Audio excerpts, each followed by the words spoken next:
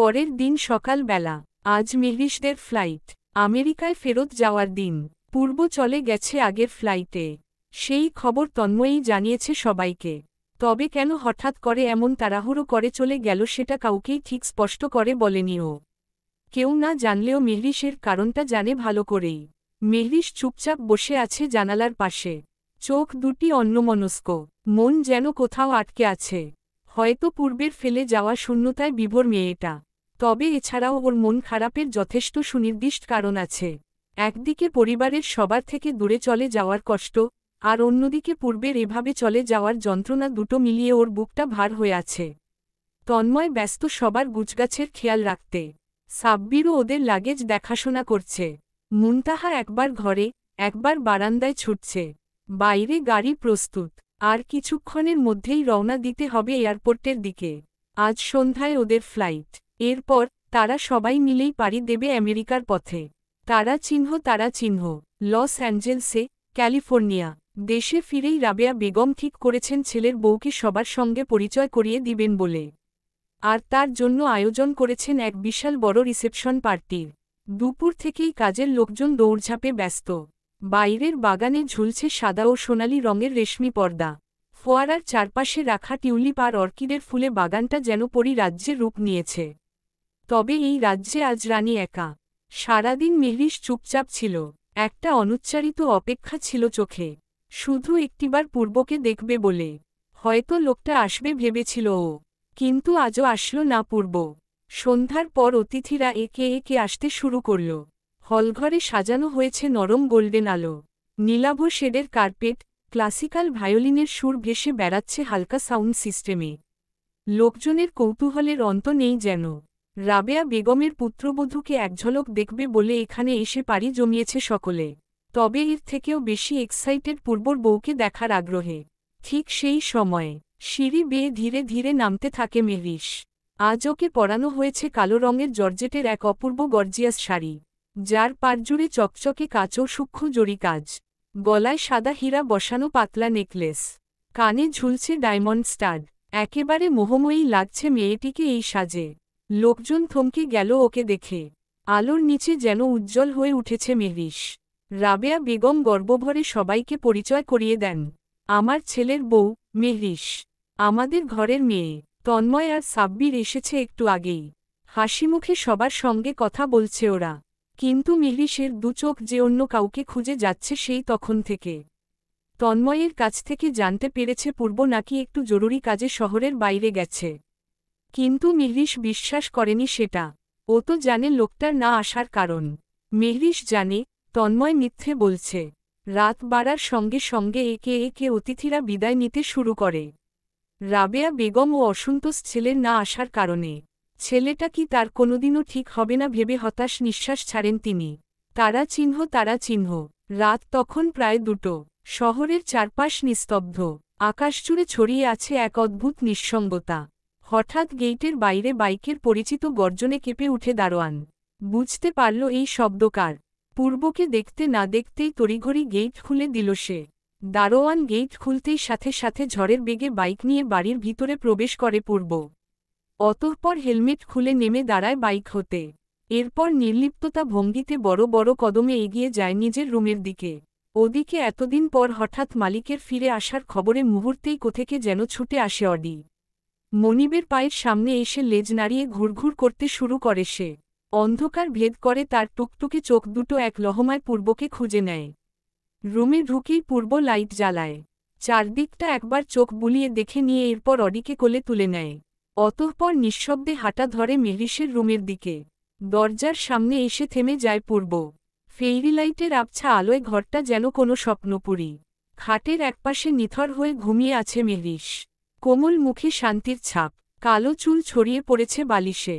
মুখটা যেন আরও বেশি ফর্সা, আরও বেশি নিখুঁত দেখায় আলো আধারের ছায়ায়। কোনো শব্দ না করে অডিকে নিচে নামিয়ে রেখে ধীরে পা ফেলে রুমে ঢোকে পূর্ব। এরপর নিঃশব্দে আচানক মেহরিশকে কোলে তুলে নেয় সে। যেন নিজের ফেলে রাখা প্রাণটা তুলে নিচ্ছে বুকে। ঘুমের তন্দ্রায় হালকা দুলুনি টের পেয়ে মেহরিশ হঠাৎই চোখ মেলে নিজেকে শূন্যে ভাসতে দেখে ভড়কে যায়। পড়ে যাওয়ার ভয়ে 2 হাত দিয়ে শক্ত করে জড়িয়ে ধরে পূর্বকে। আরে হো। কোথায় নিয়ে যাচ্ছেন আমাকে? নামান বলছি, নামান আমাকে। পূর্ব ধীরে ধীরে পা ফেলে নিজের কক্ষে এসে মেহরিশকে আলতো করে নামিয়ে দিল।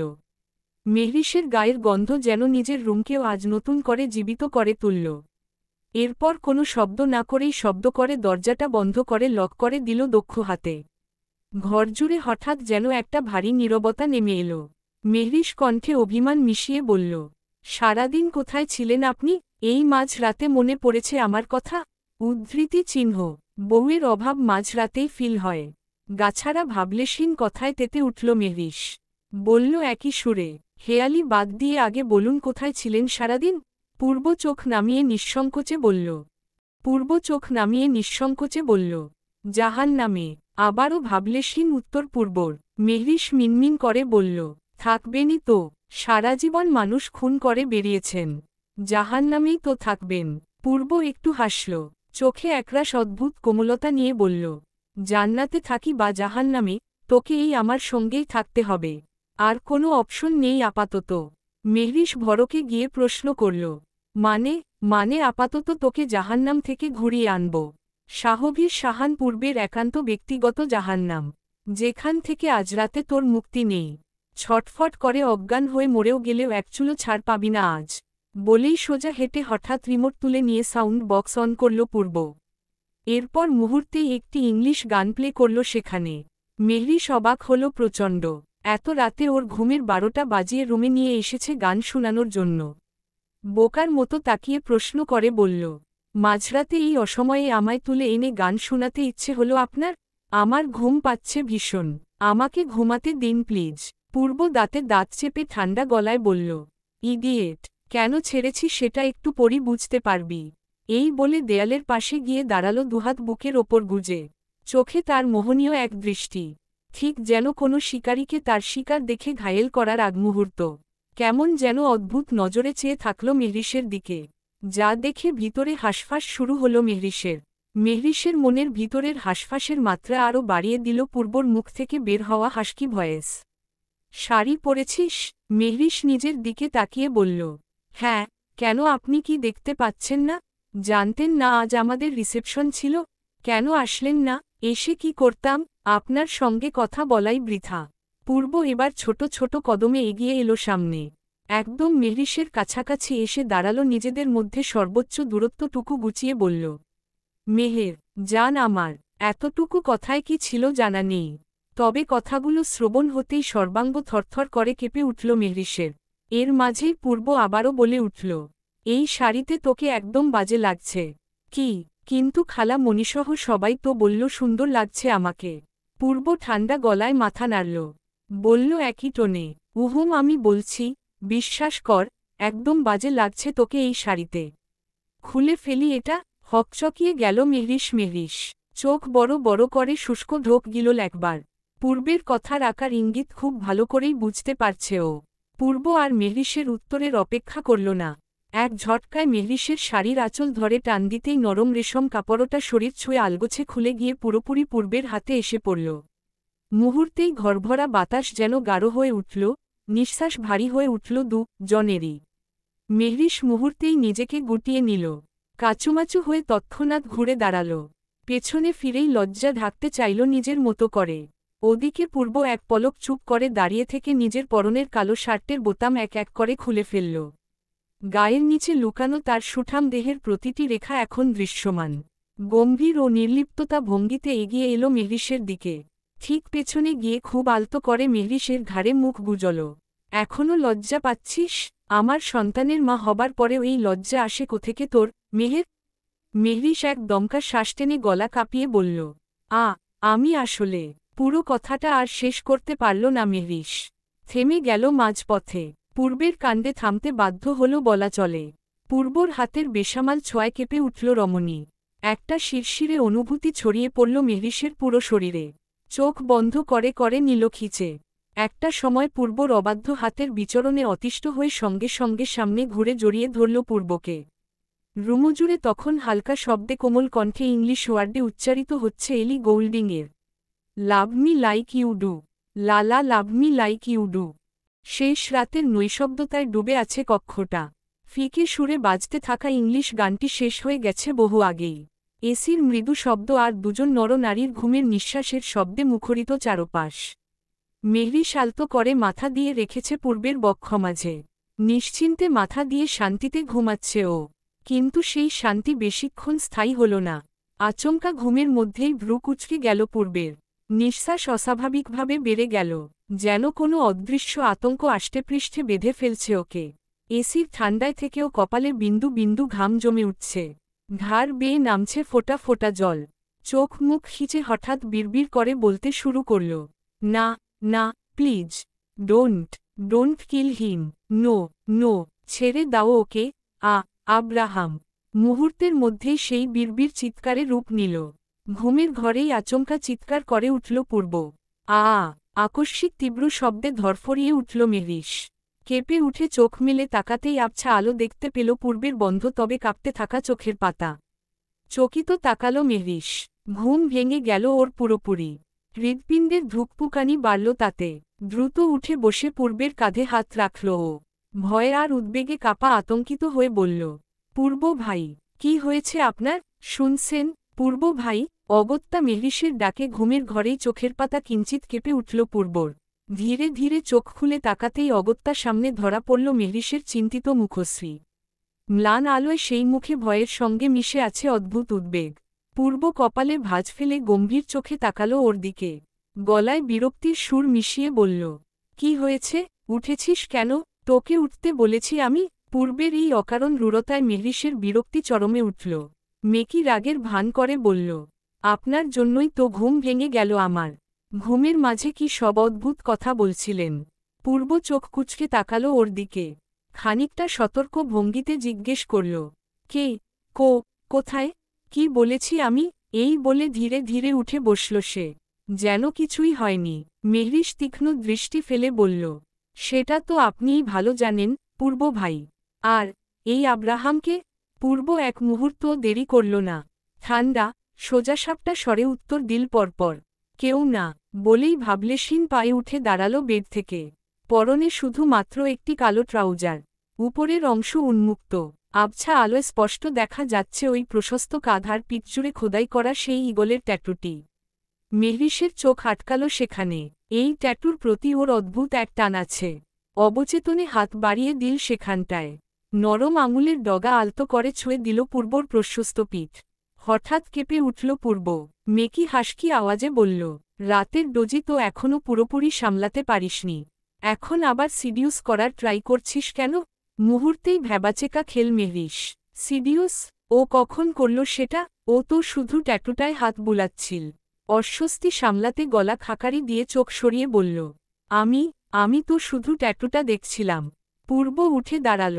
মেহরিশ তার জায়গায় বসে রইল ঠাই। পূর্ব বেডসাইড টেবিল থেকে সিগারেটের প্যাকেট তুলে ঠোঁটে চেপে ধরল। লাইটার হাতে নিয়ে আগুন ধরাতে যাবে, ঠিক তখনই মেহরিশ তড়িঘড়ি এগিয়ে এসে লাইটারটা ছিনিয়ে নিল ওর কাছ থেকে। আমার সামনে এসব ছাইপাশ খাবেন না পূর্ব ভাই। অনেক সহ্য করেছি, আর নয়। পূর্ব এক ভ্রু উঁচিয়ে তাকালো ওর দিকে। ঠোঁটে হালকা হাসি খেলল। বলল সাবলীল কণ্ঠে, তাহলে কি বলছিস? তোর অগোচরে খাবো? মোটেও না। আর কখনোই এসব খাবেন না আপনি। হুমকি দিচ্ছিস নাকি আমাকে? যেটা মনে করেন। পূর্ব হেসে উঠল ঠোঁট প্রসারিত করে। ঠাট্টা দাপটভরা হাসি। সাহবীর সাহানকে হুমকি দিচ্ছে? একটা পুচকি মেয়ে হাস্যকর। মেহরিশ চোখ রাঙিয়ে বলল, ওহ তা একটু আগে মনে ছিল না যে আমি পুচকি? তখন তো ঠিকই পুরুষত্ব ফলাচ্ছিলেন। পূর্ব ঠান্ডা গলায় জবাব দিল, থামতে বলেছিলি একবারও? আর আমি যদি আমার পুরুষত্বের 10% তোকে দেখাতাম, তাহলে এভাবে বসে স্বাভাবিক ভঙ্গিতে কথা বলার ওয়েতে থাকতিস তুই? লজ্জায় গাল গরম হয়ে গেল মেহরিশের। কার সাথে কি বলতে এসেছে? লোকটার মুখে কোনো লাগাম নেই বিন্দু মাত্র লাজ লজ্জা। পূর্ব আবার বলল, উঠতে পারবি? কেন? ওটা খেয়ে একটু শান্ত হতে চেয়েছিলাম। তোর সহ্য হলো না, তাই ভাবছি কাজটা না হয় তোকে দিয়েই পূরণ করি। কথা শেষ হওয়ার আগেই পূর্ব মেহরিশকে কোলে তুলে নিল। দৃঢ় কদমে হাঁটতে লাগল বেলকনির দিকে। রাতের ঠান্ডা বাতাস সুরসুর করে মুখে এসে লাগল দুজনের। বেকনিতে গিয়ে সিঙ্গেল চেয়ারে বসে পড়ল পূর্ব। মেহরিশকে নামাল না নিচে। বরং খুব শক্তপর্ণে বসালো নিজের কোলের উপর। মেহরিশের পরনে শুধু পূর্বের কালো শার্ট, যেটা তার হাঁটু পর্যন্ত নেমে এসেছে। পূর্ব একবার নিচের দিকে তাকালো, তারপর ফিসফিসিয়ে বলল, এই পৃথিবীতে তোর থেকে নেশাক্ত অ্যালকোহল আর নেই বউ। আমাকে মাতাল করে রাখতে তোর নেশাই যথেষ্ট।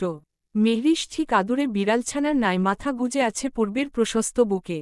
স্নেহে লেপ্টে আছে উষ্ণতায়। পূর্বও নিজের বলিষ্ঠ দুই বাহুতে জড়িয়ে রেখেছে তার মেহেরকে, যেন বাইরের পৃথিবী থেকে আড়াল করে রাখতে চায় তাকে। কিছুক্ষণ নীরব থেকে হঠাৎ মেহরিশ নরম স্বরে বলল, আপনাকে আজ কিছু প্রশ্ন করতে চাই পূর্ব ভাই। উত্তর দেবেন প্লিজ? উদ্ধৃতি চিহ্ন। পূর্ব ঠোঁটের কোণে হালকা হাসি টেনে জবাব দিল, সেটা তোর প্রশ্নের ধরনের উপর নির্ভর করছে। মেহরিশ ঠোঁট বাঁকিয়ে অভিমানী ভঙ্গিতে বলল, আহা, বলেন না। দিবেন প্লিজ? বলতে থাক। মেহরিশ কিছুটা ইতস্তত করেও শেষমেশ বলে উঠল, আমি জানি আপনি আমার কাছ থেকে কিছু গোপন করতে চাচ্ছেন। আপনার চেহারায় অস্থিরতা স্পষ্ট আমি দেখেছি। ঘামে ভিজে গিয়েছিলেন। বলুন না, কে এই আব্রাহাম? মেহরিশের কথার পিঠে কিছুক্ষণ নীরব থাকল পূর্ব, তারপর গভীর নিঃশ্বাস ছেড়ে ধীর কণ্ঠে বলল, জানতে চাইছিস? হুম। আদ্রাজকে চেনিস তো? মেহরিশ চমকে উঠল, বলল, আদ্রাজ ভাইয়ের কথা বলছেন? হুম। মেহরিশ কিছুক্ষণ ভেবে নিয়ে ধীর কণ্ঠে বলল, আদ্রাজ ভাইকে আপনি আগে থেকেই চিনতেন, তাই না? আমি লক্ষ্য করেছি, উনার সামনে গেলেই আপনি যেন কেমন এলোমেলো হয়ে যান।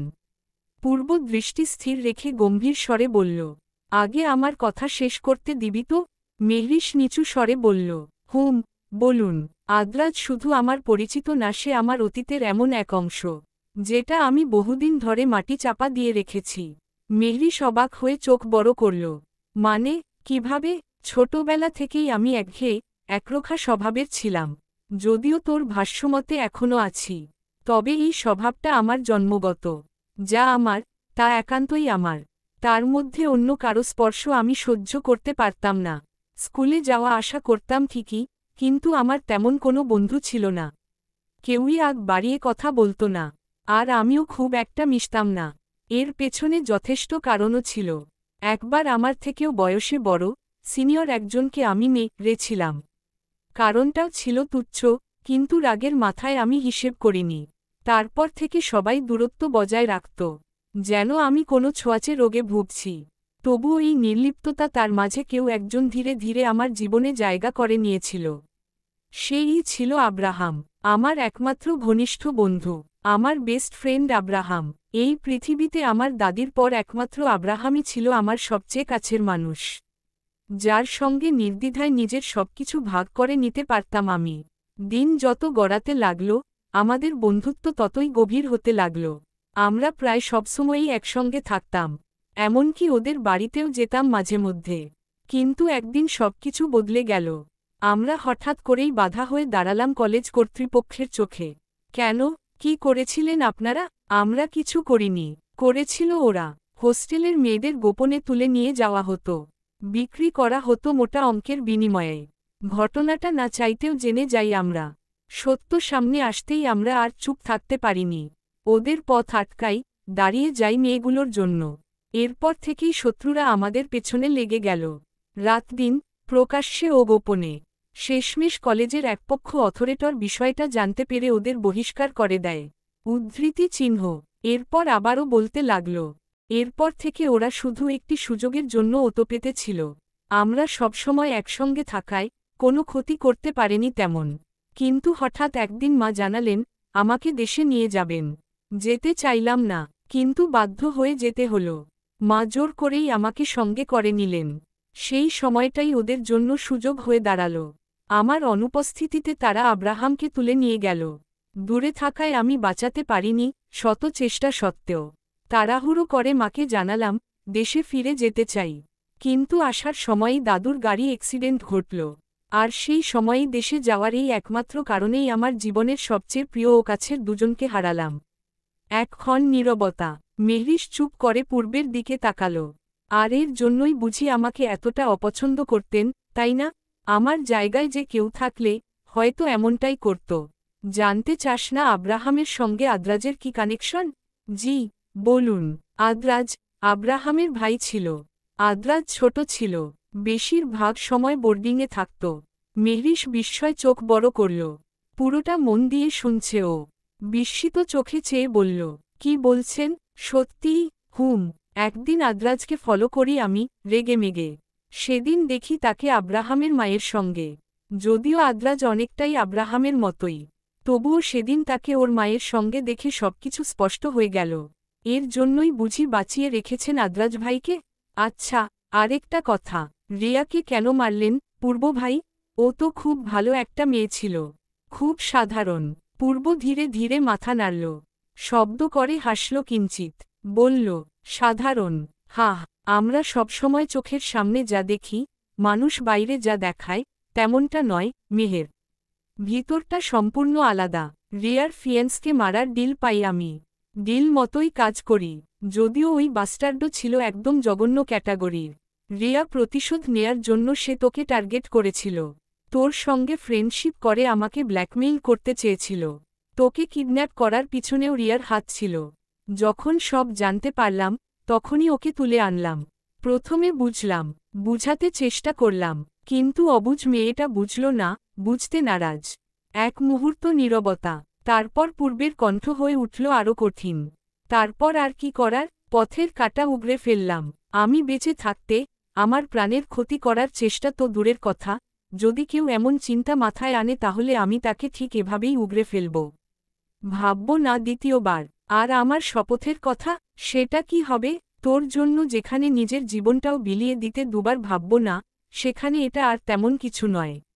যা ছেড়ে দিয়েছি, সব ছেড়ে দিলাম। ওই পাপের দুনিয়া, আর কখনো সেখানে ফিরব না। সত্যি বলছেন তো? বিশ্বাস করিস না আমায়? নিজের চাইতেও 1000 গুণ বেশি। পূর্ব হালকা হেসে বলল, ঠিক আছে, তাহলে এই টপিক এখানেই শেষ। বলেই এবার মেহরিশের ঘাড়ে মুখ গুজল পূর্ব। নরম স্বরে ফিসফিস করে বলল, এখন আর একটা কথাও নয়। তোর বর তোর জন্য সমস্ত কিছু ছেড়ে দিয়েছে। এখন তুই আদর্শ বউদের মতো দায়িত্ব পালন কর। মেহরিশ চোখে চোখ রাখল, গলায় অবুঝ, নরম কণ্ঠে বলল, মানে আরেকটু যন্ত্রণা ভোগ কর, আজ রাতের মতো। আজ রাতের জন্য এটাই শেষ। প্রমিস। সকাল পর্যন্ত আর বিরক্ত করব না তোকে। এই তোকে ছুঁয়ে বললাম। বলেই আর কোনো কথা না বাড়িয়ে অগত্যা কোলে তুলে নিল পূর্ব মেহরিশকে। সোজা হাঁটা ধরল রুমের দিকে। আজকের সকালটা নিস্তব্ধ আর ভীষণ স্নিগ্ধ। পূর্বাকাশে রোদ্দুরের সোনালি দুটি নেমে এসে পৃথিবীকে নতুন করে সাজিয়ে দিচ্ছে যেন। পাখিরা কলতান তুলেছে। সকালের আলোকরশ্মি জানালার ফাঁক গলে ঘরে ঢুকে পড়ছে নতুন দিনের বার্তা নিয়ে। প্রকৃতি একেবারে শান্ত, নির্মল, অপূর্ব। তবে সেই শান্তির বিপরীতে মেহরিশের সকালটা শুরু হলো এক অদ্ভুত যন্ত্রণায়। মেয়েটার ক্লান্ত ও দুর্বল শরীরের উপর পূর্ব এক বিশাল কোলবালিশ হয়ে পেঁচিয়ে আছে। ঘুম ভাঙতেই নিজের উপর এত ভারী ওজনের ভর উপলব্ধি করতেই নিঃশ্বাস যেন বন্ধ হয়ে আসতে লাগল মেয়েটার। মেহরিশের মনে হল এই মুহূর্তেই ঠিক যেন 10 মণ ওজনের কিছু একটা ওর শরীরের উপর চাপা পড়েছে। না নড়তে পারছে, না শ্বাস নিতে পারছে। নিঃশ্বাস যেন আটকে এসে বুকের ভেতর ঘনিয়ে উঠছে।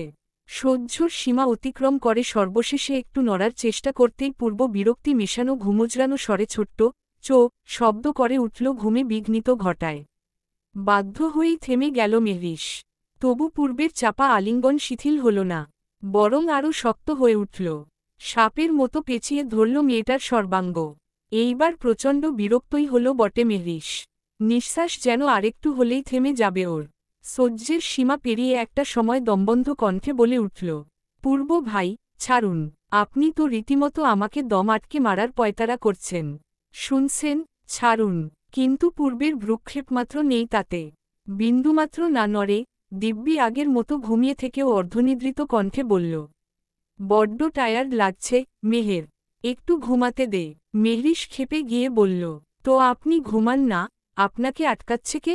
আমাকে তো ছাড়ুন আগে। আমার মতন বাচ্চা শরীরের উপর আপনার মতন 100 কেজি ওজনের বোঝা আমি নিতে পারি? নিঃশ্বাসই বন্ধ হয়ে আসছে। তাহলে রাতে নিয়েছিস কিভাবে? তখন তো কিছু বলিসনি। পূর্বের সোজাসাপটা অপ্রত্যাশিত এহেন মন্তব্যে মেহরিশ মুহূর্তে ভ্যাবাচ্যাকা খেল।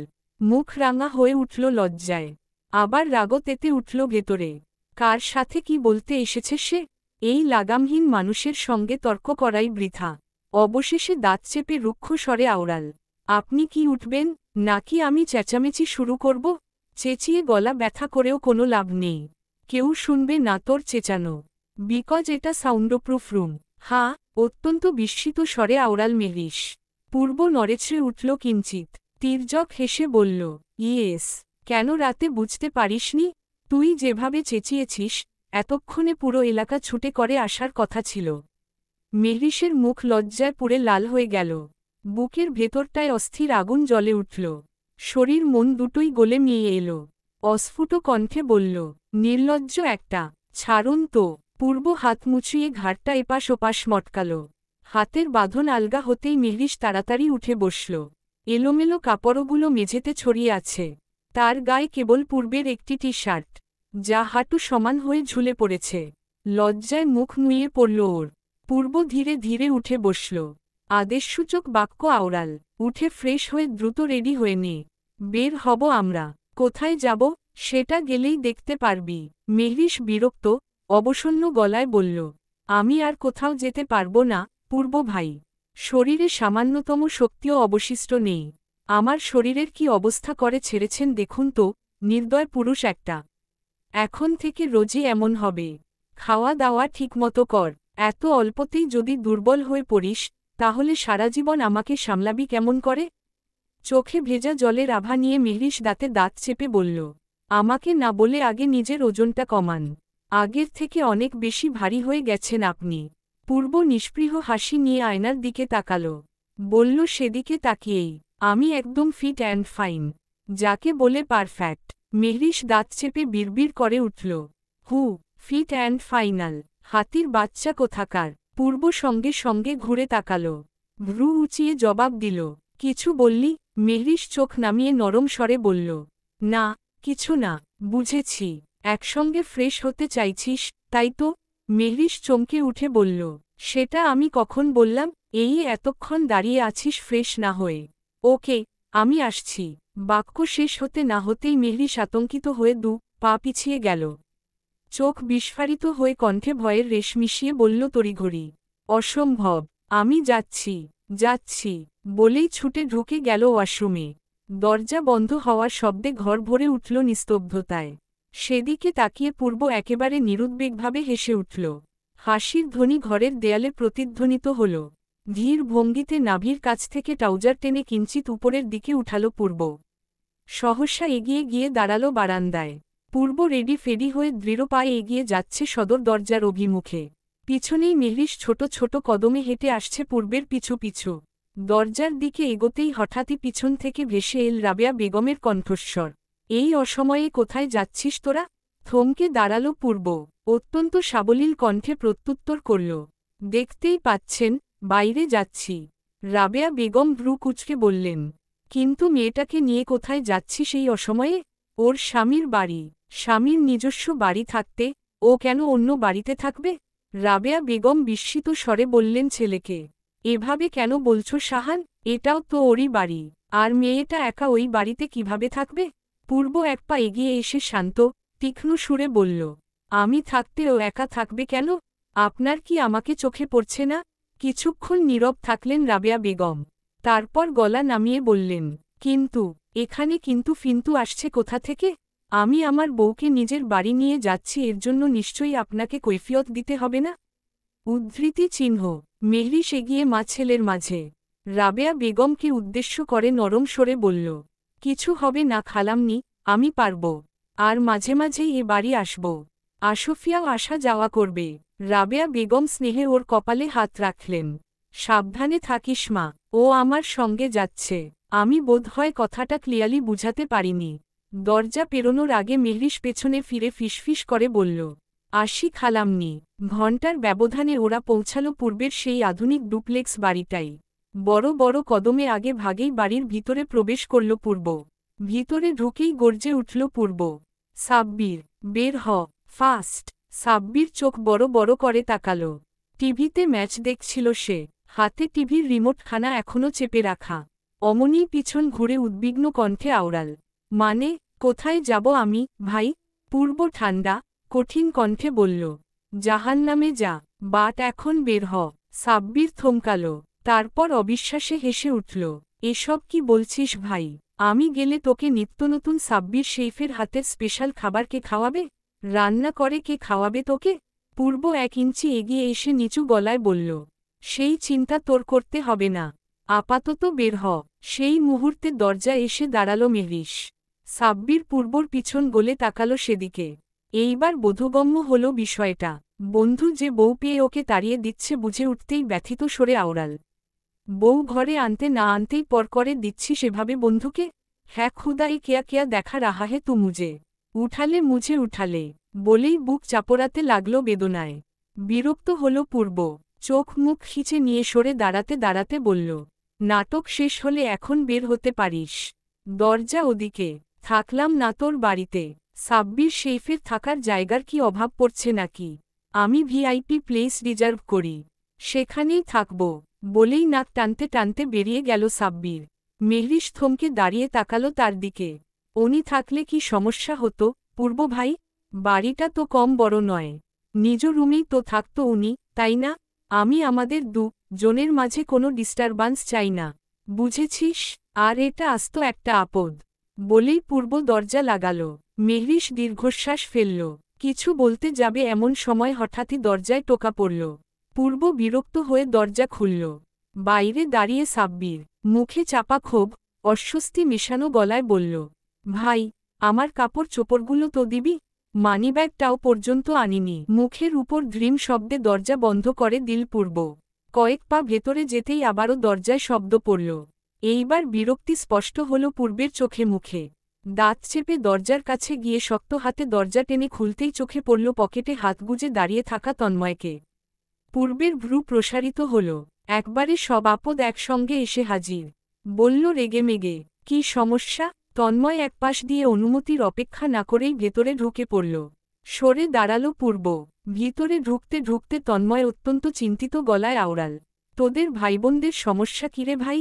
তোদের মাথার মধ্যে কি আসলেই সমস্যা আছে, নাকি তোদের পুরো বংশটাই এমন?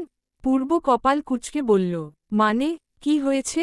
তন্ময়ের মুখে ক্ষোভ আর হতাশা একসাথে প্রকাশ পেল। হতাশ চিত্তে সোফায় বসতে বসতে আওড়াল, আর কি হবে? তোর বোন আমাকে সব জায়গা থেকে ব্লক করে রেখেছে। মানানোর জন্য যত চেষ্টা করছি, ততই যেন উল্টো যাচ্ছে। একটুও মন গলছে না। তোরা এমন কেন ভাই বলতো? তো আমি কি করব? ট্রাই করতে থাক, গলে যাবে। যেভাবে ট্রাই করে যাচ্ছি অ্যাটলান্টিকের বরফ এতক্ষণে গলে যেত। তবুও তোর বোনের মন গলছে না। বলেই তন্ময় তীক্ষ্ণ দৃষ্টিতে তাকাল। তারপর হঠাৎ গলার স্বর নিচু করে বলল, তাই ভাবছি সোজা তোর বাসায় চলে যাব। সরাসরি বিয়ের প্রপোজাল নিয়ে হাজির হব। দেখি তোর বোন তখন কই পালায় কোথায়। পূর্ব এক মুহূর্ত তীক্ষ্ণ দৃষ্টিতে তার দিকে তাকিয়ে রইল। চোখে কেমন যেন অচেনা ঝড় বয়ে গেল। ওটাকে বাইরে দাঁড় করিয়ে রেখেছিস কেন? কি করেছে আবার? উদ্ধৃতি চিহ্ন। বের করে দিয়েছি। বউ এনেছি সঙ্গে করে। আপাতত আর কোনো ডিস্টারবেন্স চাচ্ছি না আশেপাশে। উদ্ধৃতি চিহ্ন। সময় যেন ঠিক প্রবাহমান স্রোত, যে তার নিজ নিয়ম অব্যাহত রেখে বেয়েই যাবে নির্নিমেষ। একে আটকানোর সাধ্ধিকার। এই সেদিনের পরপর মাঝখানে পেরিয়ে গেছে প্রায় 1.5 মাস। দিন আসে, রাত নামে, মানুষের হাসি, অভিমান, দুঃখ, আনন্দ সবই সেই অনন্ত স্রোতে গলে গিয়ে নতুন রূপ নেয়। জীবন থেমে থাকে না কখনো, রং বদলায় ঠিক ঋতুর মতোই। আজ আফিয়ার বিয়ে, তার জীবনের সবচেয়ে শ্রেষ্ঠ দিন, বিয়ের দিন। আশ্চর্যজনক হলেও ছেলে পক্ষ আর কেউ নয় বরং তন্ময়। সেদিন পূর্বের কথামতোই তন্ময় পরিবার পরিজন নিয়ে হাজির হয়েছিল ওয়াহিদ সাহেবের বাড়িতে। তন্ময়ের বাবা আগে থেকেই পূর্ব পরিচিত ছিলেন ওয়াহিদ সাহেব আর রাবেয়া বেগমের সঙ্গে। তবে আচমকা এমন প্রস্তাব নিয়ে সরাসরি মেয়েকে চাইতে যাবে তারা এটা কোনোভাবেই প্রত্যাশা করেননি। তাই প্রথমে বেশ খানিকটা অবাকই হয়েছিলেন বটে।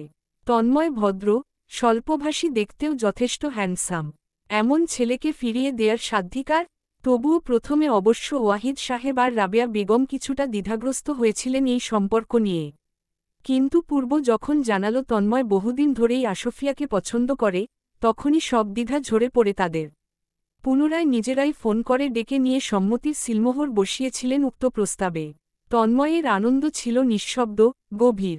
কিন্তু আশফিয়ার খুশির রূপ ছিল অন্যরকম শব্দহীন উল্লাসে ভরা। বাইরে নিশ্চুপ, সংযত থেকেও ঘরে ঢুকে দরজা বন্ধ করার পর যেন বাঁধ ভাঙা নদীর মতো বইতে শুরু করেছিল মেয়েটার উচ্ছ্বাস। আয়নার সামনে দাঁড়িয়ে নিজের প্রতিচ্ছবিকে জড়িয়ে ধরে নেচেছিল পাগলের মতো। অবশেষে যাকে মনের আসরে পুষিয়ে রেখেছিল সপ্তপর্ণে এতটা দিন, তাকে অফিসিয়ালি পেতে যাচ্ছে গোটা জীবনের জন্য। এই খুশির পরিমাণ কি বলার মতো, আর নাকি তা প্রকাশ করার মতো? এটা শুধুই উপলব্ধি করা যায়। যেমনটা পারছে আসফিয়া। তারা চিহ্ন। তন্ময় আয়নার সামনে দাঁড়িয়ে শেষবারের মতো নিজেকে গুছিয়ে নিল। পরনে অফ হোয়াইট রঙের শেরওয়ানি, যার কাজের সূক্ষ্মতা তার গম্ভীর অথচ শান্ত স্বভাবের সঙ্গে যেন দারুণভাবে মিলে গেছে। চুলগুলো সামান্য সাজিয়ে নিল শেষবারের মতো। তবে সে পরিবারের সঙ্গে সরাসরি যাবে না। পূর্বের সঙ্গে একসঙ্গেই রওনা হবে ভেবেই ডিরেক্ট এই বাসায় চলে এসেছে। ওদিকে ওর বাবা মা আগেই চলে গেছেন মির্জা হাউজে বিয়ের আনুষ্ঠানিক আয়োজন তদারকি করতে। কিন্তু এর মাঝেই ঘটল আরেক ঝামেলা। সাব্বির একরকম জেদ ধরেই বসে আছে সে এই বিয়েতে যাবে না মানে কিছুতেই যাবে না। সাব্বিরের চোখে মুখে রাগের গাঢ় আস্তরণ। পূর্ব চুপচাপ দাঁড়িয়ে থাকলেও তন্ময় থাকতে পারল না, গলা চড়াল তন্ময়। এই অসময়ে এসব কিসের নাটক করছিস ভাই? বিয়েতে কেন যাবি না? সাব্বির তীক্ষ্ণ দৃষ্টিতে তাকিয়ে বলল। গিয়ে কি করব? তোদের আর তোদের বউয়ের রংতামাশা দেখব বসে বসে? আমার কি কষ্ট হয় না? এতদিনে পারিসনি আমার জন্য একটা মেয়ে খুঁজে দিতে? বলেছিলি 1 মাসের মধ্যে একটা ব্যবস্থা করবি, সেটাও তো পারলি না। তন্ময় চোখ দুটো বড় বড় করে বলল। করে দিইনি তোকে? মেয়েটাকে তো তুইই নিজের ওই উল্টাপাল্টা হাতের রেসিপি খাইয়ে ভাগিয়ে দিয়েছিস। এতে আমাদের কি দোষ? সাব্বির মুখ গম্ভীর করল বিনিময়ে। বলল গলায় ঝাঁজ মিশিয়ে, ওই মেয়ে কি বুঝবে স্বাদের জিনিসের মূল্য? মেয়ের মুখে কোনো টেস্ট আছে? না হলে আমার রান্নার কেউ এভাবে অপ্রশংসা করতে পারে নাকি? বেয়াক্কল একটা। হয়েছে, আর বাড়াবাড়ি করিস না ভাই। এখন তাড়াতাড়ি রেডি হয়ে নে।